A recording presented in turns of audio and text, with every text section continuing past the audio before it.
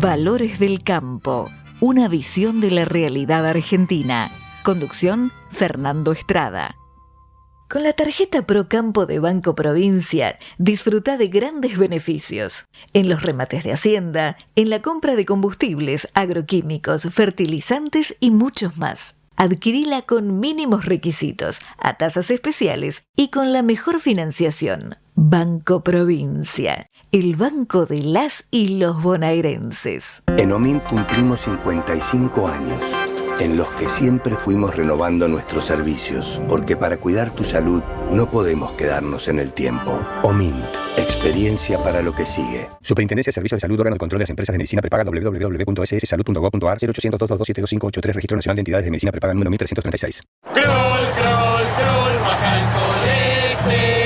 Aceite de canola Kroll reduce el colesterol. Kroll, el aceite ecológico. Activa tu carrera. Lidera tu futuro. En Universidad FASTA, elegí entre más de 30 carreras online diseñadas con innovación y trayectoria académica. Inscribite hoy y accede a importantes beneficios en la matrícula. Ingresa en www.ufasta.edu.ar/distancia. Universidad FASTA, conectando con tu futuro. ¿Cómo están, queridos amigos de Valores del Campo? Ustedes recordarán que muchas veces nos hemos referido a un gran adelanto institucional que ha caracterizado a la política agropecuaria, bioagropecuaria de Brasil. Y es que en el seno de su Congreso funciona el Frente Parlamentario Agropecuario, que es un bloque compuesto por representantes, diputados, senadores, de los distintos partidos, pero que están involucrados con la actividad agraria. De modo que ellos tratan, se ocupan, presentan los proyectos desde una perspectiva no solamente de parlamentarios, sino de gente relacionada estrechamente con los problemas del campo, como decimos acá. Eso ha significado para Brasil un progreso enorme. Es uno de los pasos en que está más adelantado que nosotros, pero habría que decir que estaba, porque afortunadamente el reclamo que se ha venido haciendo desde hace rato acerca de que era necesario en la Argentina repetir esa experiencia, es cosa que parece ya plasmada en la realidad, y principalmente por la acción de la Fundación Barbechando. La Fundación Barbechando, su secretario es Ignacio Garciarena, que ha sido director nacional de Agricultura, un gran conocedor de los temas agrarios argentinos, y a quien hoy lo hemos llamado para justamente conversar sobre este tema, porque la formación del Espacio Legislativo Interpartidario del Agro, que es el nombre que se ha dado a la iniciativa argentina, es de suma importancia. Y como él es protagonista en esta iniciativa, por eso mismo lo tenemos acá. Ignacio, bienvenido a Valores del Campo. Hola Fernando, ¿cómo estás? Excelente introducción, mejor imposible. Tal cual lo que vos planteás es la situación que estamos viviendo. Pero contanos entonces, ¿cómo fue que la Fundación Barbechando tomó esta iniciativa o se fundó especialmente para llevarla adelante? Bueno, me haces con tu pregunta aprovechar a contar un poco cuál fue el origen de la Fundación Barbechando. Esto se originó allá por el 2008, un año que a todo el ecosistema agro nos suena conocido, ¿no? Esa fecha de ese año. Sí, una fecha liminar. Bueno, ese año sucedieron muchas cosas, entre ellas, si recordás, en su momento la Presidente de la Nación, cuando se armó demasiado lío respecto a cómo el agro había recibido la resolución ministerial 125, finalmente dijo en un acto, entre comillas, democrático, dijo, bueno, vamos, ya que las cuestiones tributarias las tiene que tratar el Congreso, pues entonces vayamos al Congreso a ver qué dice el Congreso, ¿no? una forma de validar lo que la resolución 125 decía, la quería validar a través del Congreso, tener mayor fuerza política. Y bueno, sucedió lo que todos sabemos que sucedió, pasó diputados y senadores, terminó ese desempate agónico a último minuto, con tiempo de descuento, a las 4 de la mañana, con el famoso voto no positivo del presidente del Senado. En esa instancia, cuando la Presidente manda el decreto a ser tratado o discutido dentro del seno del Congreso, muchos productores entraron por primera vez, digamos, a los pasillos del Congreso y se encontraron con la novedad de que en el Congreso evidentemente se tallan cuestiones fuertes de la política, ¿no? En definitiva, no nos olvidemos que el Congreso, uno de los tres poderes del Estado, es quien pone las reglas. Entonces, bueno, ese descubrimiento hizo de que algunos productores se nuclearan en lo que hoy es la Fundación Barbechando. Esos son los orígenes, Fernando, de la fundación. A partir de ahí, es como que se le encontró el gustito a esto de trabajar con el Congreso. No solamente como históricamente hizo el agro de manejarse con el poder ejecutivo, sino, bueno, descubrir esta nueva beta, este nuevo espacio que había sido históricamente no abordado. Así que a partir de ahí, esta fundación viene dialogando con el Congreso, tratando de aportar conocimiento, aportar criterio a normativas o a proyectos de ley que vayan surgiendo en el seno de tanto de diputados como senadores, sino también de opinar respecto a proyectos que vengan desde allá. Entonces, dentro de esa gimnasia, como bien contabas en tu introducción, vimos de reojo qué estaba haciendo Brasil y por qué Brasil, y un poco la explicación de por qué Brasil estos últimos años ha despegado, o tiene una curva de ascenso de distintos productos y cadenas, a diferencia de lo que nos pasa en Argentina. Si nosotros, hay un cuadro muy, muy relevante en el cual se ve la producción de maíz de Brasil, que crece a un ritmo mucho mayor a la nuestra, la de soja también, la de carne también. Entonces, ¿qué hizo Brasil para tener semejante producciones y semejante desarrollo en estas cadenas? Bueno, un poco la explicación que le damos es entender que las políticas públicas son fundamentales y que algo el Congreso Nacional Brasilero ha hecho estos años. Y ahí nos encontramos que sí, que efectivamente hace 20 años la producción agrobrasilera comenzó a tener un diálogo fluido con el Congreso y empezaron a dialogar y a consensuar qué proyectos son los importantes a empujar. Y bueno, y ahí es donde, como bien vos contabas, se formó el Frente Parlamentario Agropecuario Brasilero, que obviamente al principio eran 8 solamente. Esto surgió, no sé si te acordás, del famoso debate de los sin tierra. Bueno, sí, cómo no. Ahí, en ese momento, los brasileros se les pararon los pelos y empezaron a trabajar con el Congreso. En principio eran 8. Eran 8 los legisladores brasileros.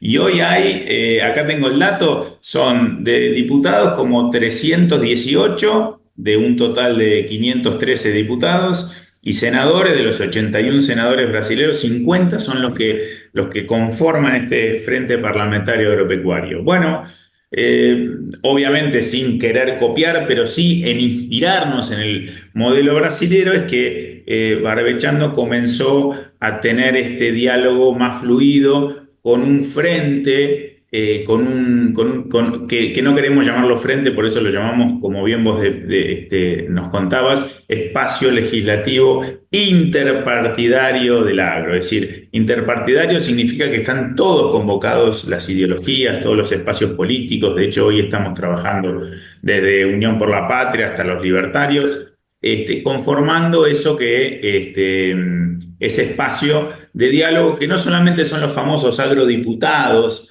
vinculados al sector, sino también son muchos legisladores que, si bien no tienen raíces dentro del agro, pero sí entienden que el agro es importante para el país. Entonces, eso es fundamental, porque como bien sabes y te has ocupado, lo sé, de difundirlo, hay gran ignorancia respecto de lo que es el campo, no solamente lo que es el campo con tus costumbres, con tu modo de trabajo, sino el significado que tiene para la vida argentina.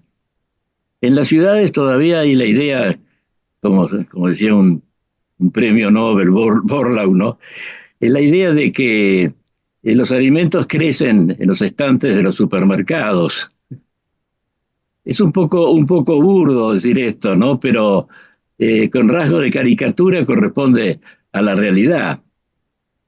Sí, es así, es que es así, la producción, el agro es mucho más que eso. Y también el alcance. Nosotros nos animamos a ampliar un poco la base y hablamos de agrobioindustria, ¿no?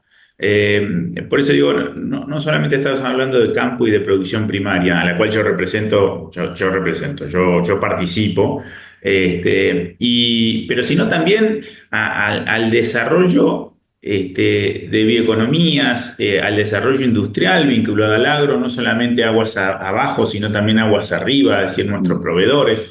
Entendemos que por eso le ponemos ese nombre que a veces suena un poco rimbombante, de la agrobioindustria, pero en realidad lo que queremos significar es que el agro, cortito, palabra cortita, el agro es mucho más que eso, ¿no? Y incluye lo que vos también mencionabas recién, es decir, es una base de sustentación muchísimo más grande y que no solamente está asentado en territorio rural, muchas veces está asentado en territorio urbano. Yo estoy hablando con vos, yo pertenezco a una familia de producción agropecuaria y estoy en pleno Buenos Aires en este momento. O sea que es como que se mezcla y se entrelazan los conceptos. Lo que pasa es que estamos muy acostumbrados a querer simplificar y decir, bueno, lo rural, lo agro es rural y lo urbano es industrial, y cuando en realidad sí. está muy Como si mezclado. fueran dos mundos que se conectan en algún momento. Totalmente. Pero el campo es principalmente urbano, que parece una contradicción, porque las maquinarias que se usan, las tecnologías de siembra, los tipos de semillas que es necesario usar, todo eso es producto de elaboración de ciudad, digámoslo, urbana, porque viene de los laboratorios, de las fábricas, y luego el impacto que tiene una vez la producción recogida, cosechada, ¿a dónde va? Va a los molinos, se transporta a los puertos, se consume en las ciudades, se exporta. Todo eso pone el resto de la economía considerada no rural en un plano protagónico también. A ver, yo de vuelta, no quiero ser autorreferencial, pero sí como un punto un botón de muestra. La gente que trabaja con nosotros básicamente vive en un pueblo. Y en un pueblo se consideran urbanos, Fernando. Vos le preguntás a cualquier habitante de un pueblo de la provincia de Buenos Aires, de 10.000 habitantes, es decir, un pueblo relativamente chico, y ellos se van a considerar urbanos con problemáticas urbanas y con aspiraciones urbanas. Si vos le preguntás, che, vos te considerás del campo, a ese habitante de un pueblo de 10.000 habitantes de la provincia de Buenos Aires, te va a decir, no, mi abuelo era del campo, yo no. Entonces, ¿qué es urbano? ¿Qué es rural? ¿Qué es población urbana? ¿Qué es población rural? La verdad que no sé qué contestar. Me parece que es más urbano. Las actividades productivas obviamente se dan en el plano rural, porque el campo está en el campo y necesita la superficie. Pero el fulano que siembra, el tractorista que siembra o el cosechero que cosecha, que cada vez tiene mayor preparación y capacidades, ese fulano vive en el pueblo, y el que vive en el pueblo es urbano. Entonces, por eso se empiezan a mezclar un poco los términos y empiezan a quedar viejos muchos conceptos, que es un poco lo que yo rescataba de lo que decías vos hace un ratito. Sí, sí, así es. Por eso se puede decir también que el campo hoy en día, retomo la palabra, pero en su sentido clásico, ¿no? Es una fábrica al aire libre, a cielo Totalmente. abierto. Totalmente, es una fábrica al aire libre con los desafíos, con los avances tecnológicos de una industria con techo, pero con el adicional de los riesgos de estar al aire libre. Es muy complejo, es súper complejo, es mucho más complejo que una fábrica, porque tiene los problemas y las soluciones de una fábrica pero con complicaciones aún mayores y, no sé si complicaciones, con desafíos aún mayores, que es tenerlo a cielo abierto. Y esto hace ver lo importante que era llevar a los legisladores que no son de origen agrario este tipo de conocimientos y de visión. Totalmente, totalmente, porque lo llevamos a Brasil a conocer el fin de semana pasado la realidad del agro brasilero y cómo están interactuando entre ellos, pero ya venimos hace tiempo y un poco tiene que ver con esto de generar relacionamiento y empatía con los legisladores y ya venimos organizando encuentros donde les transferimos de alguna manera estos conocimientos, que no tienen por qué saberlos, porque los legisladores tienen, cada uno tiene su preparación de origen y no necesariamente tienen que conocer de estas cuestiones.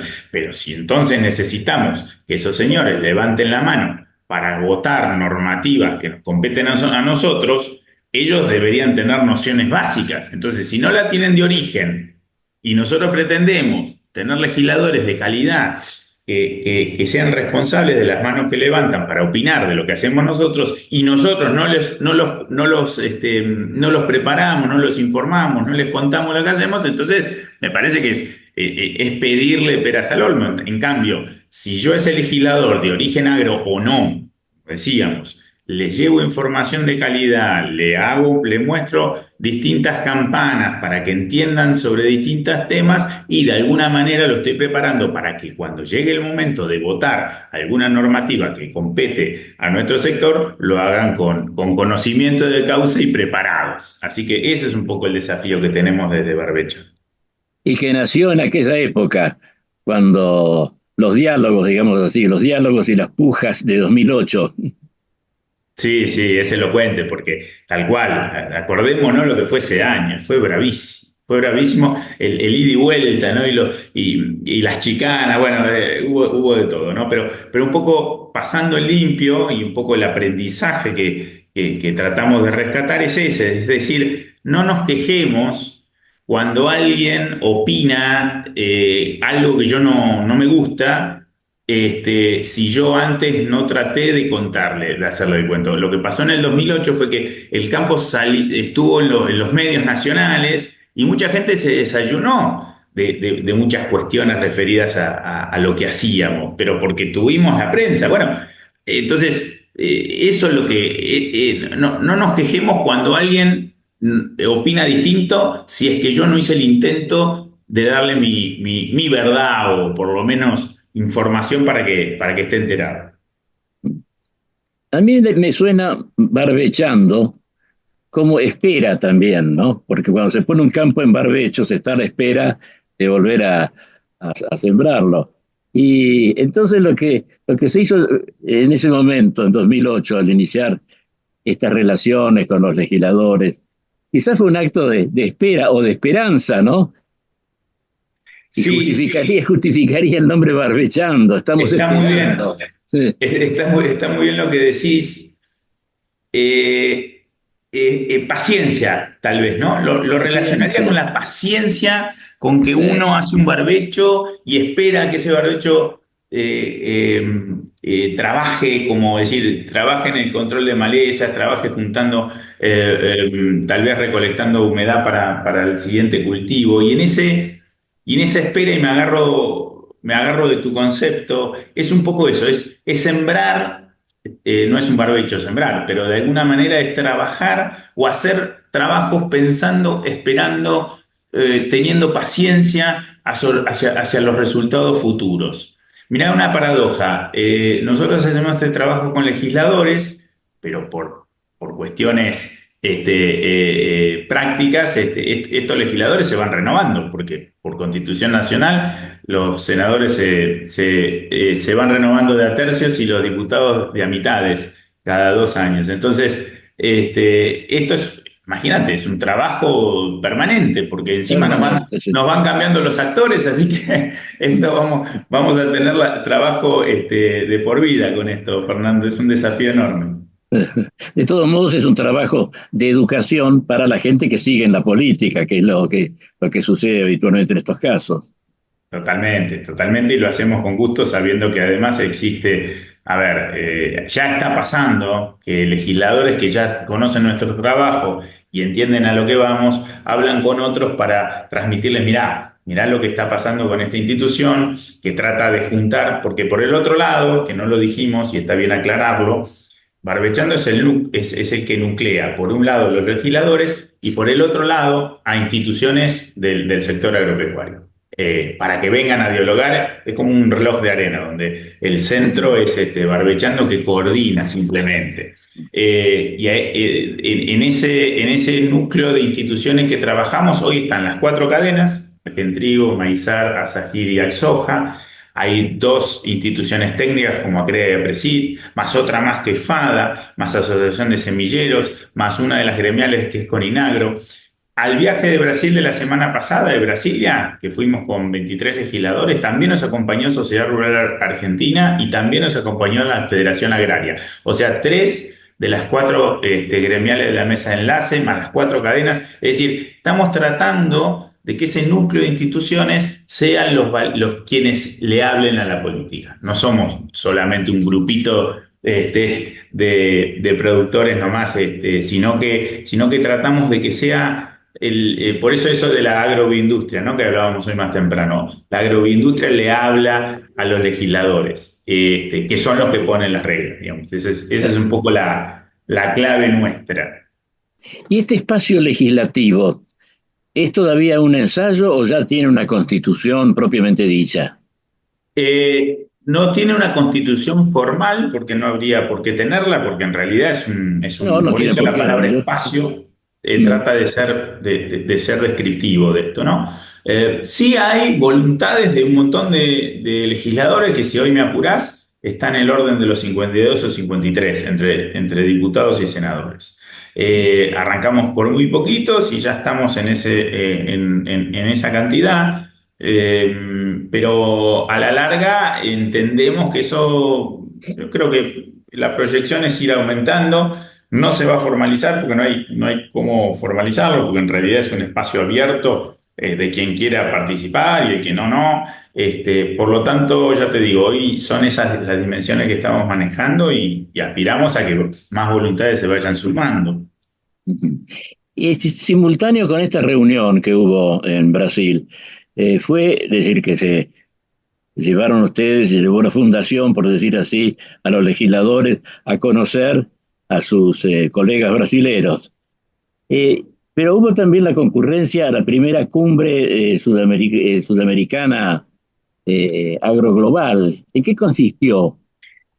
Perfecto. Mira, nosotros, la intención nuestra era que la intención primaria nuestra era que los legisladores argentinos conozcan la organización que tienen esto que venimos hablando, ¿no? Entre el Frente Parlamentario Agropecuario y el IPA, que es el Instituto Pensar Agro, que nuclea a las instituciones productivas de Brasil. Esa fue la instancia inicial y en eso consistió la agenda del día lunes. Nosotros fuimos básicamente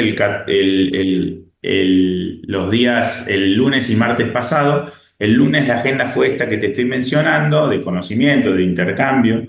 Y el martes fue esta cumbre agroglobal que mencionas vos, que consistió en un evento en el cual no solamente concurrieron Brasil y Argentina, sino también Chile, Paraguay y Uruguay, con legisladores representantes de esos países.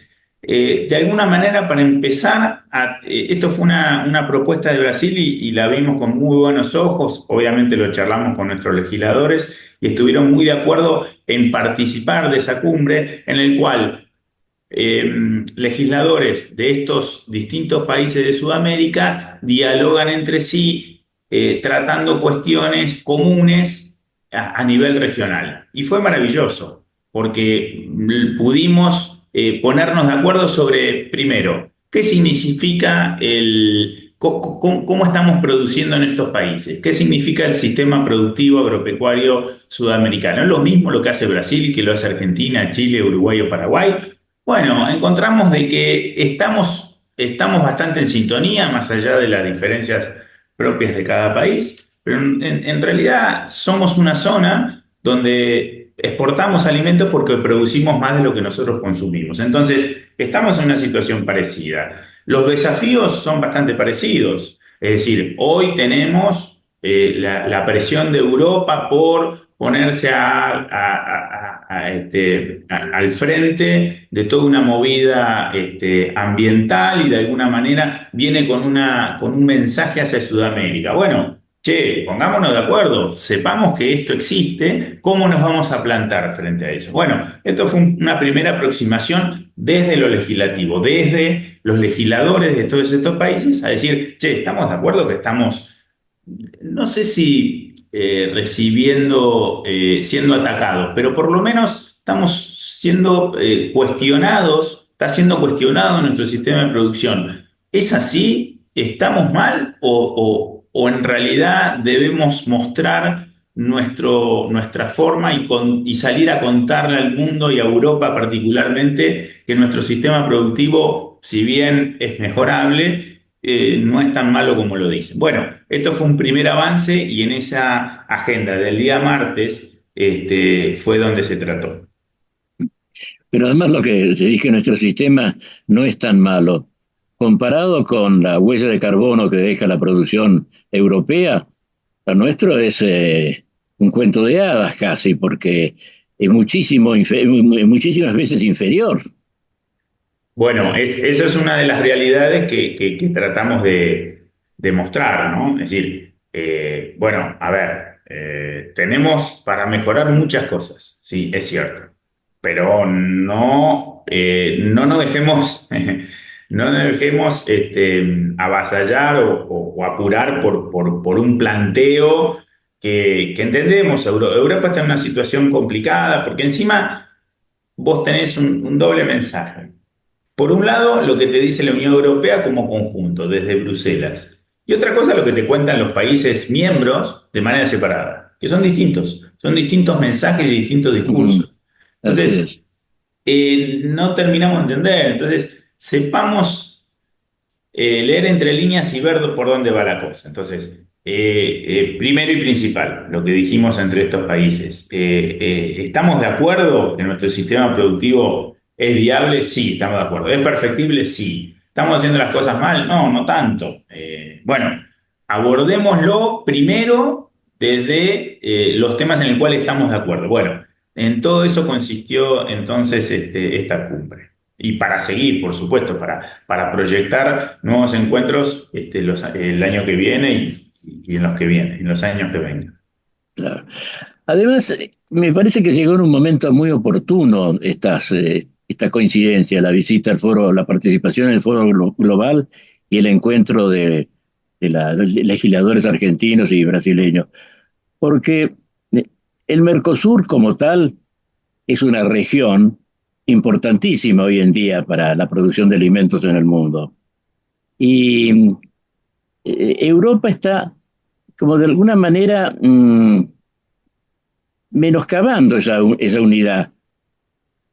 Yo veo que no ha habido una actitud de todos nuestros países, el bloque del Mercosur, bien firme ante Europa.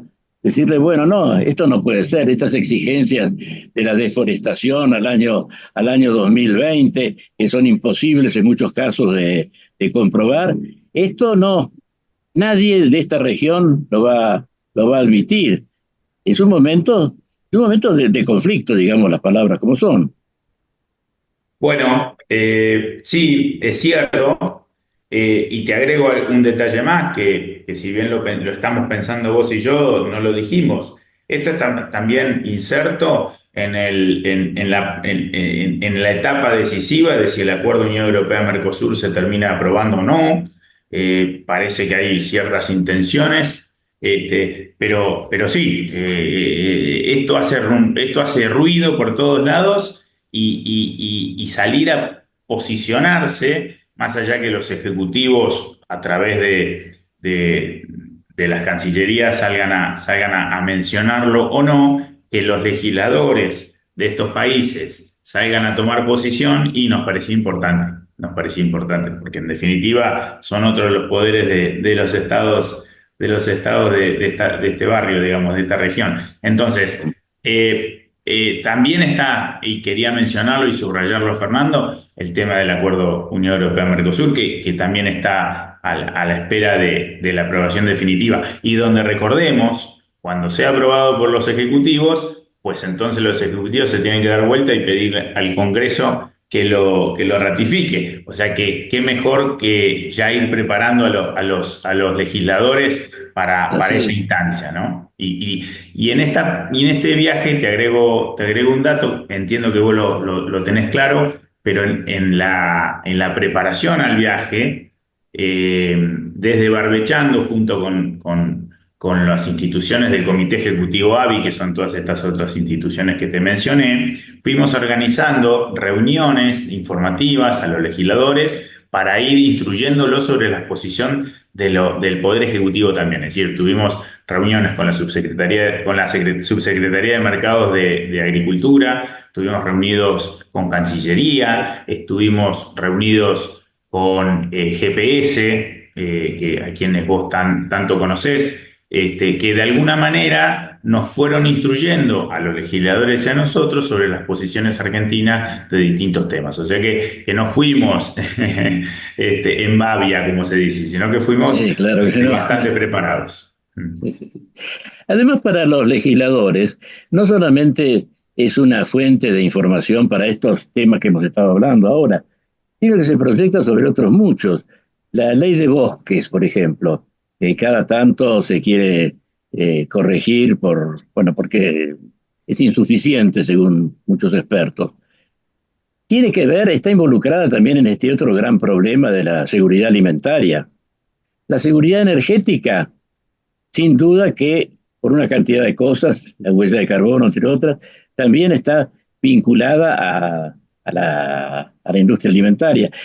Y ahí pienso en la utilización precisamente como el diésel, los sustitutos vegetales de los productos fósiles, de los combustibles fósiles.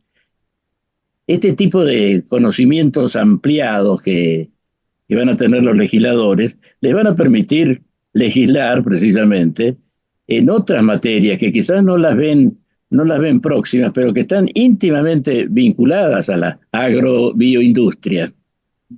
Totalmente, totalmente. Por eso nosotros tratamos en esto está mal dicho de la formación, porque ellos ya están formados. Lo que estamos haciendo es acercarles información. Información. Información de primera mano y de calidad para que ellos tengan a mano. Es decir, sobre biocombustibles hicimos una jornada de información a ellos. También hicimos una jornada dentro del contexto del Congreso de PRESID, allá en el mes de agosto, una jornada de huella de carbono y todo lo que implicaba y demás, porque claro, si no, tocan de oído, ¿viste? Y entonces son personajes que tienen que opinar de todo y tocando de oído. Entonces, no le pidamos que voten con responsabilidad a alguien que toca de oído. Entonces, nuestra obligación está esto que decíamos, acercar la información de calidad para que los legisladores se informen y tengan mayores herramientas al momento de votar. Claro. Se nota que hubo buena disposición de parte de los legisladores a recibir estas informaciones. Excelente. Vos date cuenta lo agradecido que están permanentemente con nosotros cuando le acercamos algo. No se les mueve el ego cuando uno va con sincera humildad a ofrecer la información. Te lo reciben muy agradecidos y se empieza a generar un ida y vuelta de opiniones, porque ellos, ojo, nosotros no es que tenemos la verdad absoluta y se la queremos transmitir a ellos, para nada, para nada. Nosotros lo que hacemos es acercar la información de actores que sabemos que son, que manejan información de primera mano y están en tema, se los acercamos. Y ellos también vienen con sugerencias y proyectos que a nosotros nos enriquece y nos ayuda también a darnos cuenta y a repensar, ¿eh? Ojo, no somos no tenemos la verdad absoluta y queremos imponerla, para nada imponerla, es dialogar con ellos, escucharlos, y tomar nota de sus sugerencias, que son sumamente valiosas en muchos casos, porque además ellos son representantes de las provincias, los senadores y los representantes del pueblo de las provincias, en el caso de los diputados, y la verdad que vienen con planteos muy superadores y ahí está, en eso está. Si las dos partes vienen con humildad a ofrecer al otro y el otro lo toma con esa misma actitud, pues entonces se genera un círculo virtuoso fabuloso y ahí se genera una sinergia y una confianza enormes. Entonces, ya como nosotros tratamos de ser prolijos en ese vínculo, pues entonces algo que venga de nuestra parte no es tomado por el legislador con la guardia en alto, sino más vale lo reciben con buena manera y saben que esa información que nosotros les llevamos es confiable y que nosotros vamos a estar llevándosela para construir y no para hacerle pisar el palito ni nada por el estilo. Además, los políticos como tales, los políticos en el sentido sano de la expresión, es decir, los que ejecutan lo que se llama política arquitectónica, no solamente la de combate, tienen que enfrentarse siempre con intereses contradictorios, legítimos. Ahí está la cosa, cuando no se trata de que haya buenos y malos, sino intereses legítimos en conflicto o en contradicción. La función del político es resolverlos como sea. Entonces, muchas veces alguna cuestión de un desagrado barrial, un tema que molesta a determinado vecindario, o una preocupación ecológica, casi teórica, puede determinar situaciones de orden político, artificiales, porque no se escucha al otro sector. Cuando se trata, bueno, un gran contaminador, pongamos, ¿no? Una fábrica que no se ocupa para nada de eliminar sus efluentes de manera correcta, es otra cosa. Pero cuando hay este tipo de conflictos, ¿cuál es el punto de desarrollo necesario económico? ¿Cuál es el punto de recepción de la naturaleza y de molestias a la población? Todos parecen ser elementos positivos, pero que entran en conflicto. Bueno, los políticos, justamente para moverse bien como políticos, necesitan conocer todas las campanas y de una manera objetiva, buscando la pacificación posible, a ver si entre tantas diagonales llegan a hacer una bisectriz, una línea que unifique todas esas tendencias diversas, preocupaciones diversas. Mira, me agarro de la analogía de las campanas y trato de responder lo que me planteas. Un legislador con buenas intenciones trata de escuchar todas las campanas para tratar de armarse una opinión, ¿no? Es lo que yo haría si fuese legislador. Entiendo, Fernando, que es lo que vos harías en ese caso. Ahora, si hay una campana que no suena, que es la campana de nuestra verdad, ¿no? Ponerla entre comillas, nuestra verdad o nuestro punto de vista o nuestra opinión, es decir, desde el agro no hacemos sonar esa campana, o por lo menos si la hacemos sonar, no se la hacemos sonar cerca de él, sino que la hacemos sonar en otro lado. Claramente, ese legislador no la va a escuchar y no la va a tener en cuenta. Entonces, estas cuestiones ambientales que vos decís, y me agarro de un ejemplo muy trillado, pero tiene que ver con el tema de aplicación de fitosanitarios, ¿no? Que fue tan cuestionado y se armó, y están tan en debate y seguimos teniendo debates en distintas localidades o provincias respecto al tema de si aplicar o no aplicar, distancias y todas esas cuestiones. Si un legislador, vos no le contás la realidad, no le contás lo que vos ves, o no le contás con datos objetivos surgidos de la ciencia y tecnología, no se los acercás, y es difícil que lo tome en cuenta y que se deje de llevar por otras campanas, ¿no? Entonces, la opinión pública se deja llevar por las campanas que escucha, y si dice, no, el glifosato mata de cáncer. Bueno, es una verdad que sabemos que no es cierta, o por lo menos, o al menos que no, que hay que tomarla con pinzas. Entonces, si vos no se lo llevas a esa verdad, o al menos esa idea tuya, es muy difícil que ese legislador que vos describiste recién tome y se nutra de eso como para generar su propia opinión. Entonces, ahí después empiezan las quejas. No, porque están ideologizados. ¿Están ideologizados o no? O vos no le llevaste tu punto de vista, o no te tomaste el trabajo de hacerlo.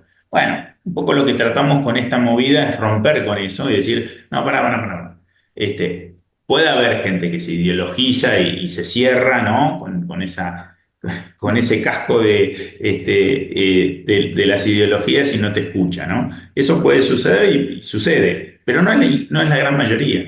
Entonces, tomémonos el trabajo de ir a verlo, golpearle la puerta, presentarse, hablar, generar con tiempo, siempre lleva tiempo, esto es como un barbecho, lleva tiempo y que hay que tener paciencia y hay que trabajar y no pretendamos tener resultados de un día para el otro. A Brasil le llevó 20 años esto. Bueno, nosotros estamos en los primeros palotes. Entonces, eso es un poco lo que queremos transmitir. Obviamente que además necesitamos no solamente contarlo hacia afuera, sino también contarlo puertas adentro, tranqueras adentro, para que se entienda que esto es un modus operandi que lleva tiempo, esfuerzo y paciencia, mucha paciencia. Y necesitamos más gente que la entienda dentro de nuestro mundo agro, para que, bueno, nada, seamos más gente que trate de hablarle a la política y a la opinión pública en general.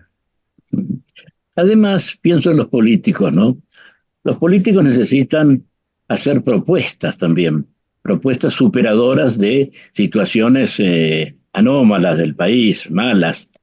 Y hoy en día la perspectiva de la agrobioindustria da posibilidades enormes a la Argentina. Si se las trabaja como se debe y se puede, es un programa de gobierno, es un programa de acción que tiene que tentar a cualquier político, incluso desde el punto de vista de su carrera.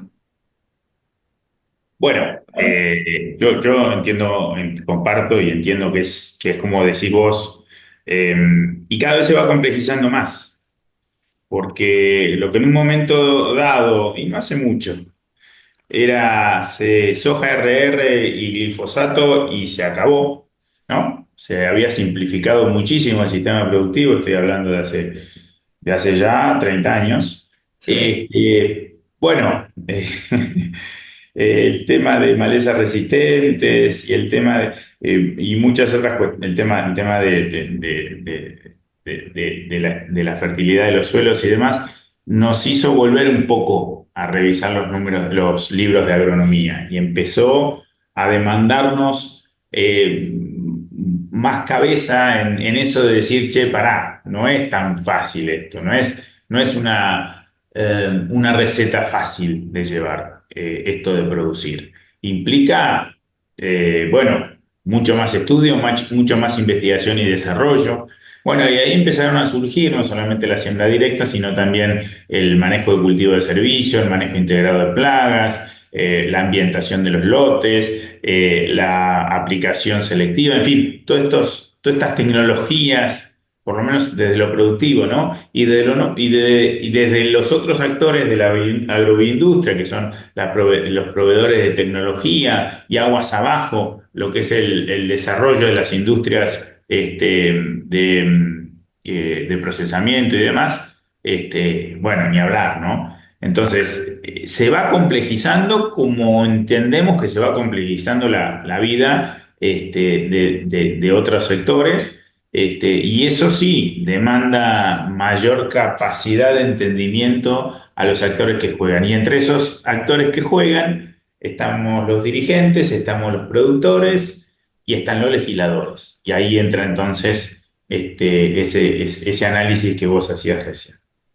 Lo cual indica también que Barbechando tiene mucho trabajo para hacer. Sí, ¿Qué muchísimo planes hay en ese trabajo, sentido? muchísimo trabajo. Es un desafío enorme. Cada vez somos más, por suerte, barbechantes y gente que se acopla a la fundación porque entiende que el trabajo que tenemos por delante es enorme. Y bueno, de alguna manera apoya, algunos apoyan con presencia, otros apoyan de otra manera, pero todo el apoyo que se pueda lograr es bienvenido y sí, será bienvenido porque, como decís vos, el desafío es enorme. Sí, sí, así es. Ahora, cuando comenzó Barbechando, esto es este interés casi de anécdotas históricas, ¿con qué se encontró? Porque el Congreso era un hervidero en ese momento, en el Sí, 2008. a ver, Fernando, vos acordate que había manifestaciones, había piquetes. Eh, a ver, yo me acuerdo, yo no estaba en la fundación en ese entonces, pero me tocó vivirla, como a todos, ¿no? Como a varios de los que nos están escuchando incluso. Y yo una vuelta fui a un piquete, a mí no me gustaba eso de cortar rutas ni nada por el estilo, nunca me gustó, ¿no? Porque estamos coercionando la libertad de otro, no estaba convencido. Me acerqué un día, de noche, había un fogón prendido, habían tirado una parrilla con algo arriba y los camiones parados y el alcohol que circulaba, la verdad que no me gustó nada. Me gustó menos aún de lo que, de lo que me imaginaba. Y agradezco a Dios, entiendo que Dios es argentino, y que es una demostración de que Dios es argentino porque en esos piquetes donde las situaciones eran tensas, donde había intereses contrapuestos de un camionero que quería llegar a su casa o quería descargar lo que llevaba y los intereses de ese piquetero que lo paraba y con sus razones lo hacía. Bueno, la verdad que no sucedió, no pasó a mayores. La verdad que yo agradezco, es el día de hoy que agradezco que no haya sucedido nada. Pero bueno, en ese hervidero y en esa situación es cuando a estos muchachos se les ocurrió empezar a golpear puertas y a patear los pasillos del Congreso. Y bueno, al principio se juntaban en una cafetería de la esquina, en una pizzería, y empezaron a hablar, a comunicarse con los legisladores y empezar a tener esas primeras conversaciones. Bueno, es anecdótico y es pero al mismo tiempo fue fundacional y fue fuerte como para que tenga un envión suficiente y lleguemos a este entonces. Pero bueno, es como los cuentos de cualquier entidad o institución que se vaya forjando a partir de las necesidades y de querer cubrir una demanda clave bueno, que no la veíamos y que era, dialoguemos con el Congreso, en definitiva, de nuevo. En el colegio nos enseñan que es uno de los tres poderes del Estado y es el que escribe el reglamento. Es como decir, es como no recurrir al que pone las reglas, y simplemente ir a quejarse de que la baja tierra, que es el Ejecutivo, ¿no? Bueno, nos costó entenderlo, pero acá estamos. Sí. Bueno, se dio justamente ahí lo que hablábamos del ideal de la política, componer intereses que estaban enfrentados, pero no profundamente enfrentados, no de una manera que imposibilitara un acuerdo. No, no, claramente no, claramente no. Y sabes que también, Fernando, y algo que dijiste recién, me diste un poco pie a pensar. A ver, hay también una cierta, quiero ser incisivo en esto. Un poco la palabra política, que también se denota, ¿no? Está denostada, pero porque bueno, no es que la política se va mala, sino porque hay políticos malos, ¿no? o hay políticos que no realizan la función que corresponde, pero la política es fundamental. Todo lo que sea el manejo de las cuestiones comunes es política. Y es fundamental que exista, y es fundamental que fluya. Por eso es importante la política. Y otra palabra que quiero resaltarte, que no nos da vergüenza decirlo, es que Barbechando hace lobby en el Congreso. Lobby es una palabra que también está denostada, que de alguna manera hay gente que le da un carácter peyorativo a la palabra lobby, pero lobby es en definitiva, es esto que hacemos, es contar nuestra verdad entre comillas, acercar nuestro punto de vista y generar diálogo.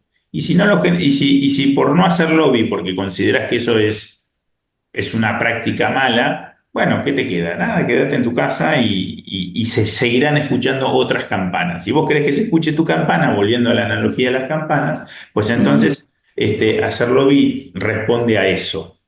No es fácil, hay gente que le cuesta, hay gente que tiene más facilidad, obviamente. Pero bueno, el trabajo, el desafío es ese, es hacer escuchar tu campana para que se escuche y para que se tome en cuenta.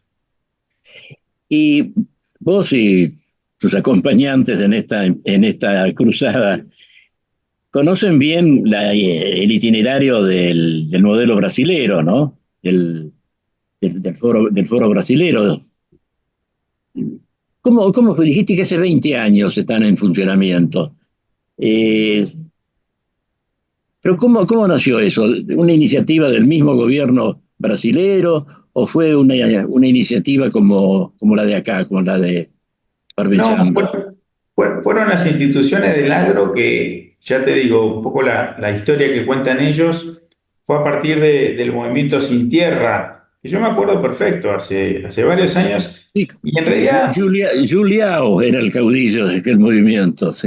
bueno, donde había, bueno, Brasil con una gran cantidad de población bajo la línea de pobreza y empezaban a tomar tierras. Yo lo veía súper complejo, digo, uy, pobres pibes, estos, ¿cómo se la van a arreglar? Y la verdad que no tuve claro bien cómo se resolvió eso.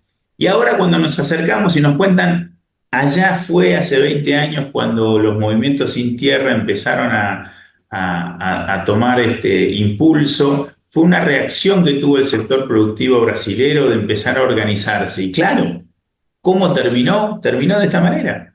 La forma de resolver ese problema que yo lo veía de difícil solución, y sin embargo lo hicieron organizándose, institucionalizándose, juntándose y hablando con la política, hablando con los legisladores. Bueno, ese fue el punto de inflexión de ellos, el punto de arranque más que de inflexión, el punto de partida de ellos fue esa situación adversa, esa demanda que había, y como todo, siempre hay un disparador que dispara la situación. Así como te contaba de Barbechando, fue el 2008, la de estos tipos fue allá hace 20 años, cuando los Sin Tierra empezaban a poner en jaque un sistema productivo. Imagínate, te empiezan a tomar. Bueno, hubo algo de esto acá también, pero bueno, se va resolviendo de otra manera el tema del avance sobre la tierra y demás. Pero lo han resuelto de esa manera y evidentemente les dio resultado. Yo he visto hace un tiempo que muchos de los participantes de aquellos movimientos de los Sin Tierra, Sem Terra, en realidad parecía que iban, como bien decís, ¿no? Que no se sabía dónde, pero lo más posible se pensaba que se iba a ir a una expropiación de tierras violenta con las consecuencias que eso tiene. Pero hoy en día, digo que he visto hace poco, los dirigentes y participantes, muchos de los participantes de aquel movimiento, se han convertido en propietarios de tierra y son productores independientes que se han incorporado a la actividad general del país y ya no aspiran a ninguna transformación revolucionaria. Es un Bueno, antecedente interesante. a ver, déjame imaginarme cómo hubiese seguido o cómo hubiese sido la historia si el movimiento Sin Tierra hubiese tenido efectividad, ¿no? Entonces, un grupo de personas toma un terreno, lo hace propio.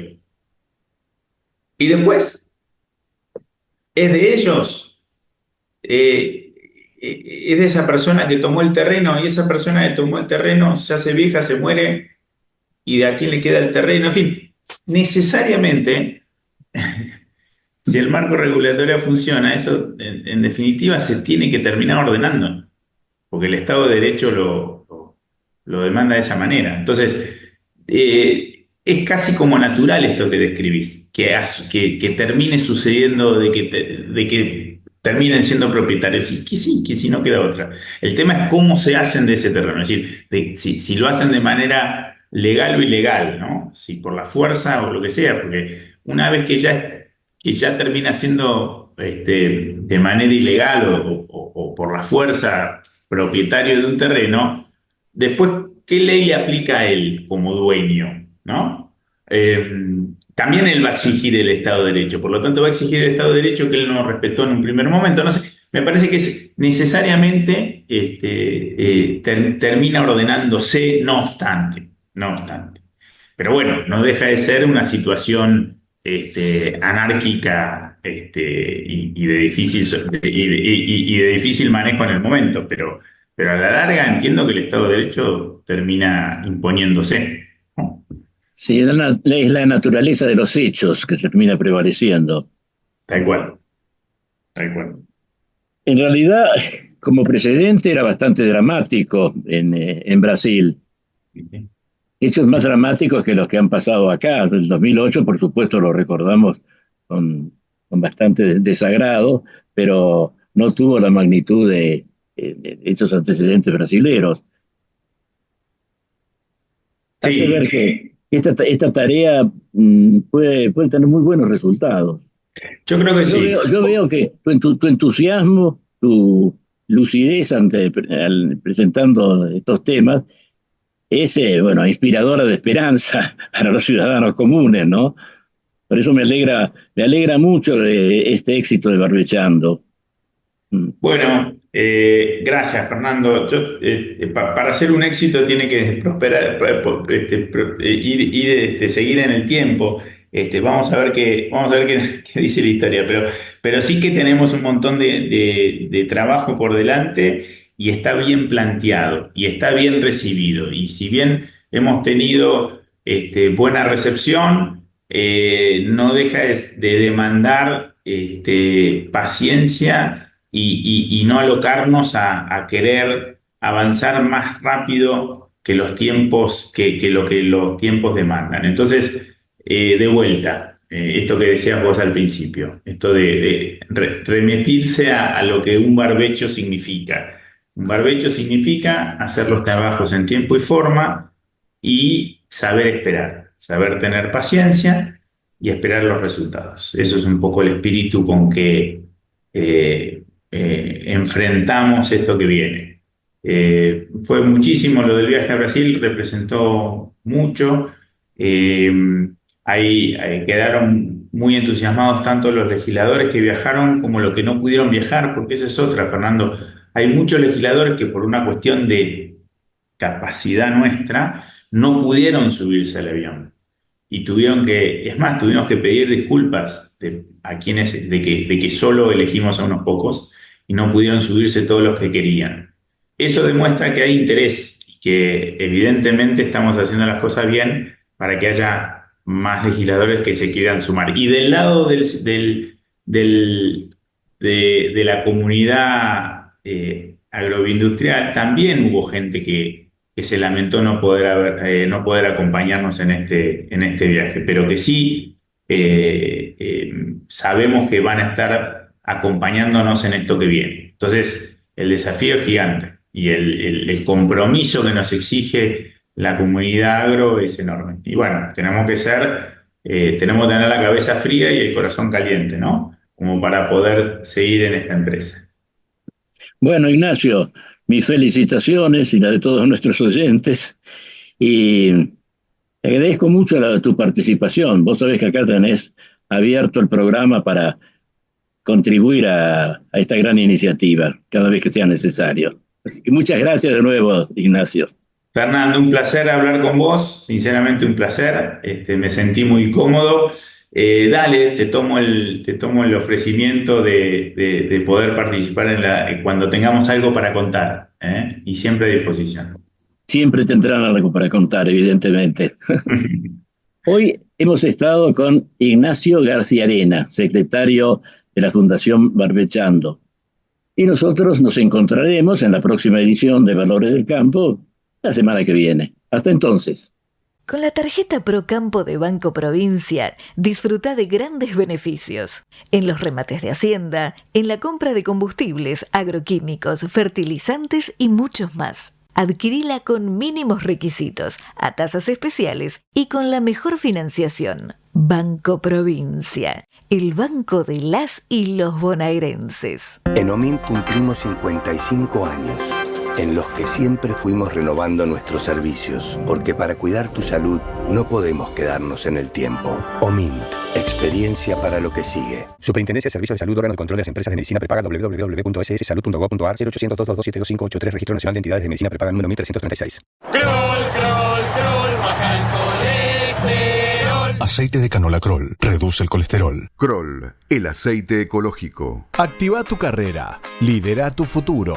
En Universidad FASTA, elegí entre más de 30 carreras online diseñadas con innovación y trayectoria académica. Inscribite hoy y accede a importantes beneficios en la matrícula. Ingresa en www.ufasta.edu.ar/distancia. Universidad FASTA, conectando con tu futuro.